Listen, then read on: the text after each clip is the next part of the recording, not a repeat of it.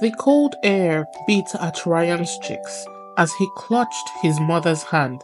He had never felt anything like this before. Back in Nigeria, the sun kissed his skin with warmth, but here in Canada, the air felt sharp and the snow crunched beneath his boots. His small town was quiet and everything felt different. Ryan was only 5 years old, and today was his first day at his new school. His stomach twisted in knots as his mother kissed his forehead and sent him off with his teacher.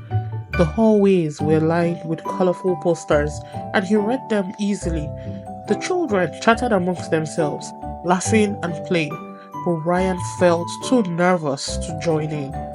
In class, his teacher spoke, but her words blended into a soft hum. He couldn't concentrate.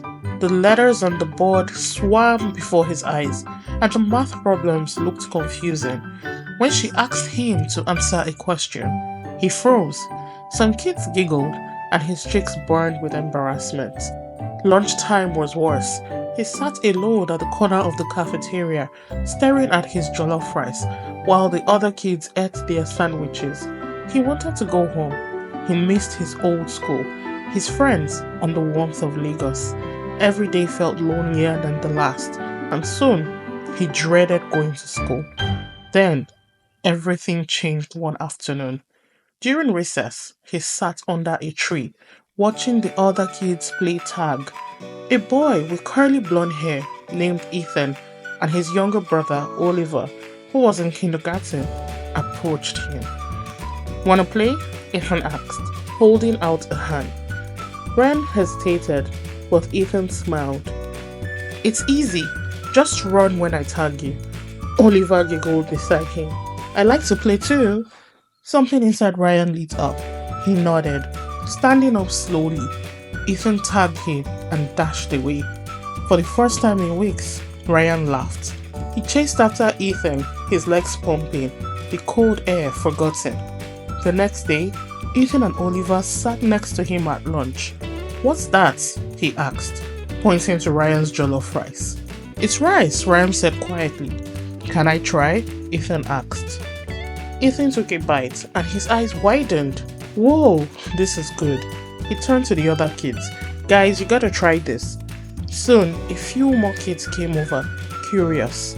Oliver clapped excitedly. "Ryan's food is really yummy." Ryan, for the first time, didn't feel like an outsider. He felt seen and welcomed. His teacher also noticed that he was struggling to focus in class. She sat with him after school, helping him adjust to the new teaching style. He began to raise his hand in class, even when his voice trembled. Weeks passed, and the school no longer felt like a strange, cold place. It became a home.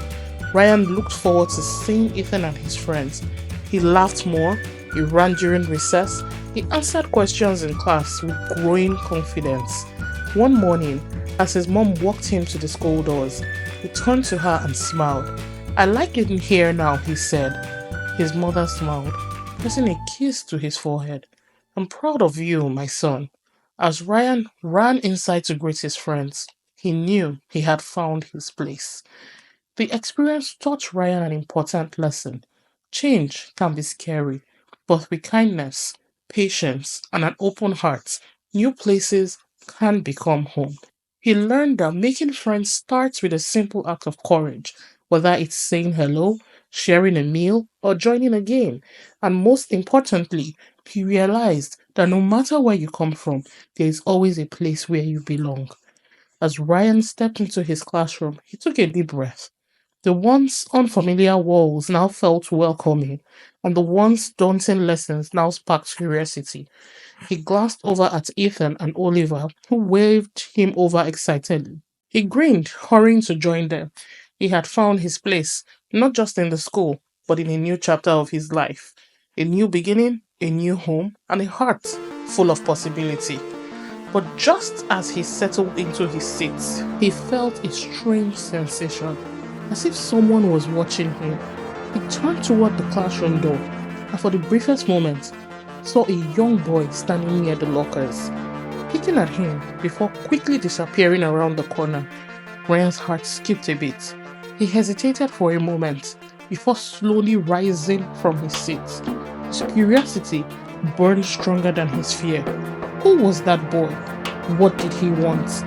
As Ryan stepped cautiously into the hallway, he caught another glimpse of the boy, disappearing around another corner, his breath quickened. Should he follow? His feet moved before his mind could decide, leading him down the empty corridor. The echoes of his own footsteps filled the air, and for a moment he felt completely alone.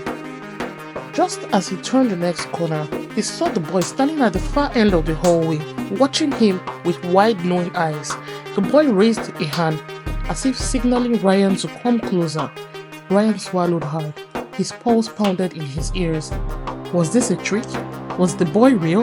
And why did he feel like he had seen him before? A chill ran down Ryan's spine, but his legs remained rooted to the spot. He wanted to run, but he also needed to know, who was this mysterious boy, and why was he waiting for him? The Adventures of Little Ryan book series is now selling on Amazon. Click the link in the bio of this page to purchase and enjoy more heartwarming stories. See you next time on The Adventures of Little Ryan.